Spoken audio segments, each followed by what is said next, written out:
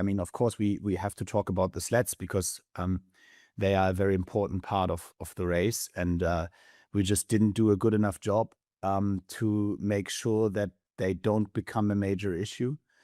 I mean, there's no denying about the overall fact, and we talk about this, right? That this is like in other sports, other circumstances or surroundings play a role. We know that in HYROX racing, the combination of the sled and the surface you push and pull the sled on is not 100% comparable. There's no denying here, and I think everyone who raced more than one HYROX race knows that in different areas knows that.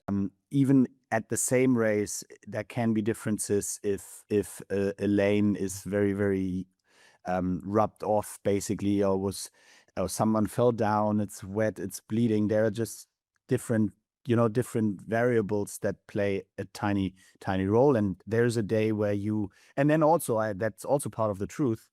And then also you sometimes might just feel a little bit better on a day so that the sled just also feels lighter for you. And there's a day where and then also that's also part of the truth.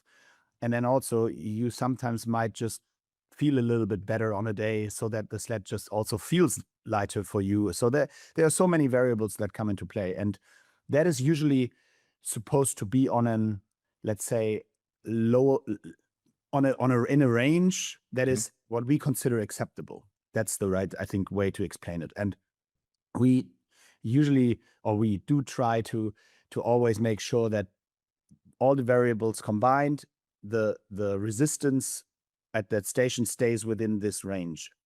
And then at Worlds, we didn't.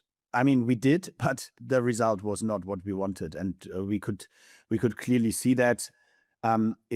There's no, and I said this before, we did a statement on site, and I know that doesn't necessarily always help everyone directly involved or affected, but I mean, in the end, I can't do anything else but saying that this was our mistake. We tried, and at that particular point, and I think it was like 5 or 6 sleds affected because of different reasons, and that was very unfortunate, and we didn't obviously want that.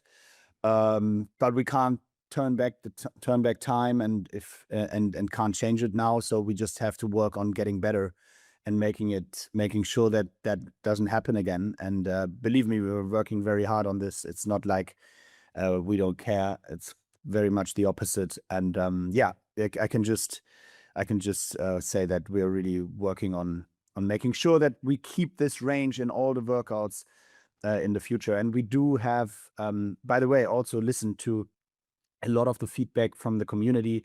There were next to a lot of also not so interesting comments and harsh comments in regards to us, which is also fine.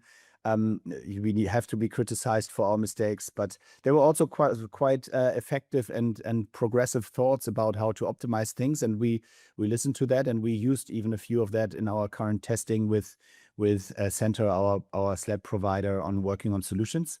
We don't have a completely new update at this point, but we are working on that very much. Okay. But presumably, like, the season so far, like, I think we're 5 events in, that's gone okay ever since Chicago. Like, you're happy with the range and in how the sleds have felt since then? Yes, and I want to make this also, maybe that's the time to also point that out again.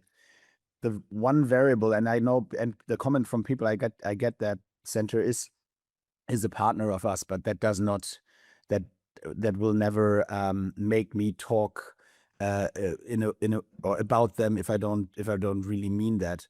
And what I mean is the change from the turf to from the carpet to the turf 100% eliminated one of the variables that we had before. So with the carpet, it was more difficult to keep, and not talking about a sled now, but just the surface in that range. It was much more difficult because the usage of the carpet was depending on various factors in the venue, humidity, and a lot of other things. So now with the turf, we can control the surface for starters. much easier within that range. So now we only have the last important variable, which is the sled.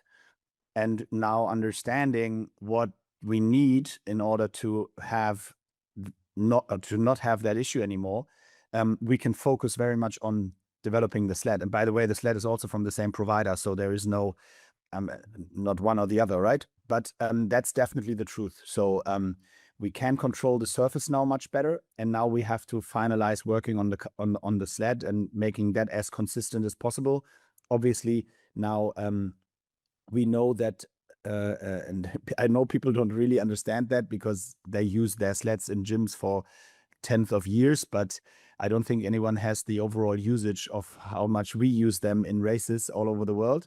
So it's a little bit more complicated than that, and we have to make sure that the sled stays on a certain level in regards to the usage, and that's what we do now. And this is much easier to control, which is why we didn't have any issues, and we stayed within the range in all the races since Chicago. Okay. And then presumably that will help lane to lane consistency as well as venue to venue consistency as well. Once you've got No, that. 100%. The line to line, we're basically just talking about the variable sled at this point, and I think it's easier for us to control, as I said. Yes.